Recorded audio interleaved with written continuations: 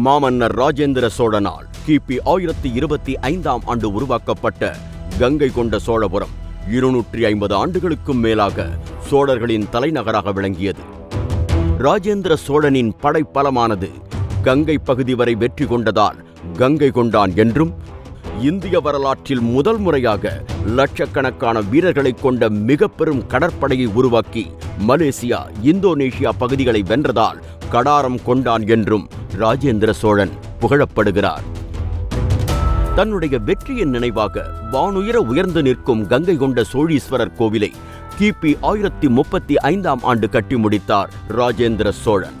கோவிலின் அருகே மாளிகை மேடு என்று அழைக்கப்படும் பகுதியில் தமிழ்நாடு அரசு தொல்லியல் துறையானது அகழாய்வு செய்து அரண்மனை பகுதியின் தடயங்களையும் ஏராளமான தொல்பொருட்களையும் வெளிக்கொண்டு வந்திருக்கிறது.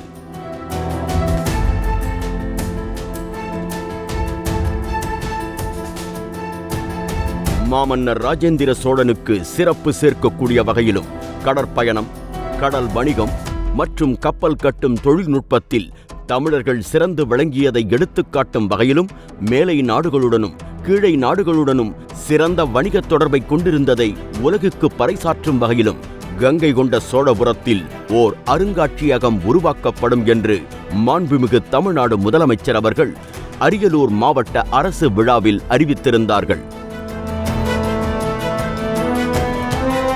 அதன் அடிப்படையில் தேர்வு செய்யப்பட்டுள்ள 10.9 ஏக்கர் நிலப்பரப்பில் மொத்தமாக 2630 சதுர மீட்டர் பரப்பளவில் 22 கோடியே 10 லட்சம் ரூபாய் மதிப்பீட்டில் கங்கை கொண்ட சோழபுரம் அருங்காட்சியகம் அமைக்கப்பட உள்ளது.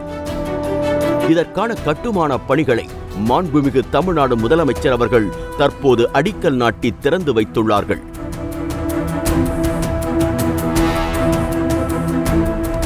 தமிழரின் கடல்சார் வணிக ஆதிக்கத்தை உலகறியச் செய்யும் மாண்புமிகு தமிழ்நாடு முதலமைச்சர் அவர்களின் இந்த அரிய முன்னெடுப்பிற்காக தமிழ் கூறும் நல்லுலகம் என்றென்றும் தனது நன்றியை உரித்தாக்கும்.